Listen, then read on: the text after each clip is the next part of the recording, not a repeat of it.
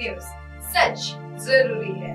नमस्कार, आप देख रहे हैं MNS न्यूज लाइव और मैं हूं आपके साथ चांदी पाठक। एक नजर डालते हैं आज की खास खबरों पर। ब्रिटिश पीएम आने वाले हैं मुंबई। दौरे से पहले भारत यूके ने किया क्वांटम कंप्यूटिंग का बड़ा समझौता। ब्रिटेन के प्रधानमंत्री कीर स्टारमर अगले हफ्ते भारत आने वाले हैं।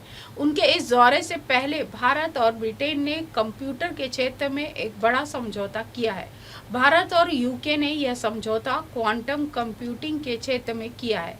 इससे जैव प्रौद्योगिकी का उपयोग करके जलवायु परिवर्तन के हिसाब से फसलें उगाने में किसानों की मदद की जा सकेगी। इसके लिए इंपीरियल कॉलेज लंदन और भारतीय प्रौद्योगिकी संस्थान बॉम्बे के बीच एक समझौता हुआ है। ड्रग टेररिस्ट की जहाज पर अमेरिका ने किया बड़ा हमला। समंदर में धमाके के साथ उड़ गई बोट, 4 तस्करों की मौत। अमेरिकी राष्ट्रपति डोनाल्ड ट्रंप के आदेश पर वेनेजुएला के कथित ड्रग आतंकवादियों पर हवाई हमले जारी है। शुक्रवार अमेरिकी नौसेना ने फिर ड्रग तस्करों की एक जहाज को समुद्र में हवाई हमला करके उड़ा दिया। इस दौरान कम से कम 4 ड्रग आतंकवादी मारे गए। अमेरिकी रक्षा मंत्री पीटर हेगसेथ ने तस्करों की बोट पर अमेरिकी सेना के हमले का वीडियो एक्स पर शेयर किया है। उन्होंने बताया है कि राष्ट्रपति ट्रंप के आदेश पर यह हमला किया गया। हेगसेथ ने कहा है कि तस्करों को रोकने और अमेरिकियों को नशे से बचाने के लिए आगे भी ऐसे हमले जारी रहेंगे। जापान को मिलने जा रही पहली महिला प्रधानमंत्री सत्तारूढ़ एलडीपी ने साने तकाइची को चुना नया नेता। जापान की सत्तारूढ़ लिबरल डेमोक्रेटिक पार्टी ने साने तकाइची को अपना नया नेता चुना है। 64 वर्षीय तकाइची अब देश की पहली महिला प्रधानमंत्री बनने की प्रबल दावेदार है। उन्होंने रन ऑफ वोट में शिंजिरो कोइजुमी को हराया।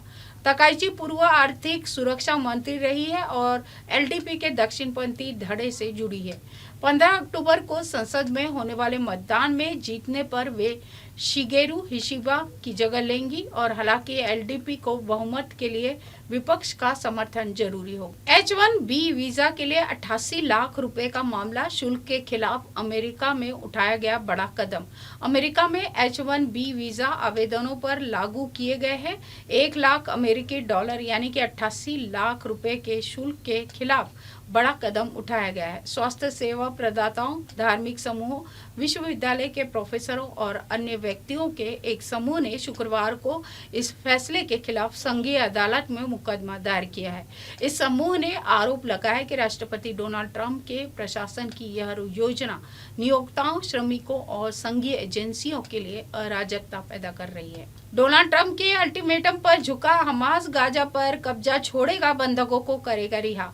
पिछले 2 साल से चल रहे इजराइल हमास युद्ध अब खत्म हो सकता है। हमास ने अमेरिकी राष्ट्रपति डोनाल्ड ट्रंप की गाजा पट्टी में युद्ध समाप्त करने की योजना को कुछ शर्तों के साथ मान लिया है। हमास ने लगभग सभी बड़ी शर्तों पर हामी भर दी है। ट्रंप को इस योजना में सत्ता छोड़ना और सभी शेष बंधकों को रिहा करना शामिल है, लेकिन अन्य मुद्दों पर फिलिस्तीनियों के साथ विचार विमर्श की आवश्यकता है। इससे पहले डोनाल्ड ट्रंप ने यह अल्टीमेटम दिया था कि हमास को रविवार शाम तक इस समझौते पर सहमत होना होगा और नहीं तो बड़ा एक्शन लिया जाएगा। यूक्रेन में पैसेंजर ट्रेन पर रूस का हमला, दर्जनों लोग घायल। ड्रोन से शोस्तका रेलवे स्टेशन को बनाया निशाना। रूसी सेना ने शनिवार को यूक्रेन में एक पैसेंजर ट्रेन को निशाना बनाया है जिसमें दर्जनों लोग घायल हुए हैं।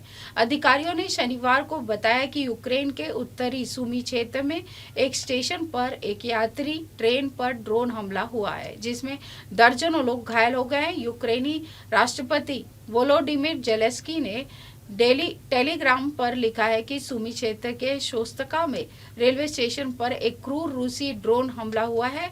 उन्होंने एक क्षतिग्रस्त जलती हुई यात्री बोगी और अन्य बोगियों की खिड़कियां उड़ती हुई दिखाते हुए एक वीडियो पोस्ट किया है। उन्होंने बताया कि दर्जनों यात्री और रेलकर्मी घायल हुए हैं। ट्रंप की गाजा योजना पर हमास की हां के बाद आया इजराइल ने रोका हमला।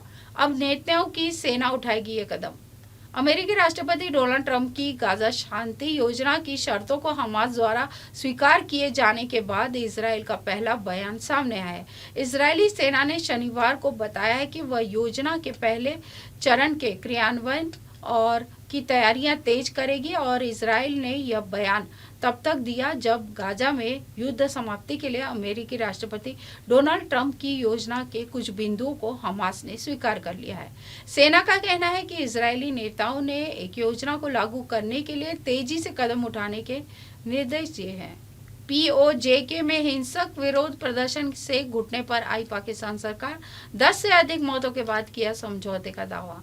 पाकिस्तान के कब्जे वाले कश्मीर में कई दिनों से जारी हिंसक प्रदर्शनों के बाद शहबाज शरीफ की सरकार घुटने पर आ गई है। प्रदर्शनकारियों के सामने पाक आर्मी चीफ मुनीर की सेना ने पूरी तरह आत्मसमर्पण कर लिया है। हालात को बेकाबू होता देखकर पाकिस्तान की सरकार और आर्मी प्रदर्शनकारियों की हर शर्त मानने को तैयार हो गई है।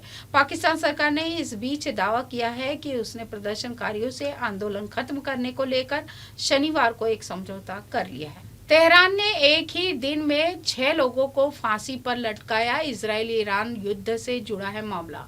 ईरान ने अपने देश में 6 कैदियों को एक ही दिन में फांसी के फंदे पर लटका दिया है। इससे पूरी दुनिया में खलबली मच गई है। ईरान ने 6 लोगों की मौत की यह खौफनाक सजा इजराइल की तरफ से हमले के आरोप में दी है। शनिवार को ईरान की तरफ से यह जानकारी दी गई। यह कार्रवाई ईरान के तेल समृद्ध दक्षिण पश्चिमी क्षेत्र में की गई, जो खास तौर पर खुर्रम शहर और उसके आसपास के इलाकों से संबंधित है। ईरान के अधिकारियों ने बताया है कि जिन कैदियों को फांसी दी गई उन पर पुलिस अधिकारियों और सुरक्षा बलों की हत्या का आरोप था। साथ ही उन पर बम विस्फोट करके अशांति फैलाने का भी आरोप था। मेलानिया ट्रंप की डिजिटल अवतार ने मचाया तहलका। अमेरिका की फर्स्ट लेडी ट्रंप ने शेयर किया अपना AI जनरेटेड वीडियो। अमेरिका की फर्स्ट लेडी मेलानिया ट्रंप के डिजिटल अवतार ने सोशल मीडिया पर तहलका मचा दिया है। मेलानिया ने हाल ही में अपना एक AI जनरेटेड वीडियो साझा किया है, जिसमें सोशल मीडिया पर नई बहस शुरू कर दी है। यह क्लिप पहले ट्रू मेलानिया एमएन नामक आधिकारिक X अकाउंट पर पोस्ट की गई थी। बाद में इसे मेलानिया ने खुद अपने X हैंडल से रिपोस्ट किया है। ऐसा माना जा रहा है कि यह ट्रंप परिवार की डिजिटल रणनीति में एक नए चरण की शुरुआत दर्शाता है। इसी के साथ देश और दुनिया की तमाम खबरों के साथ बने रहे, क्योंकि यहाँ खबरों का सिलसिला कभी नहीं थमता। देखते रहे MNS न्यूज लाइव। नमस्कार। हाय, मैं हूँ तापसी पन्नू और आप देख रहे हैं MNS न्यूज। देखिए साईं बाबा की आरती लाइव शिरडी से हर रोज सुबह सिर्फ MNS न्यूज पर। आप देख रहे हैं MNS न्यूज, सच जरूरी।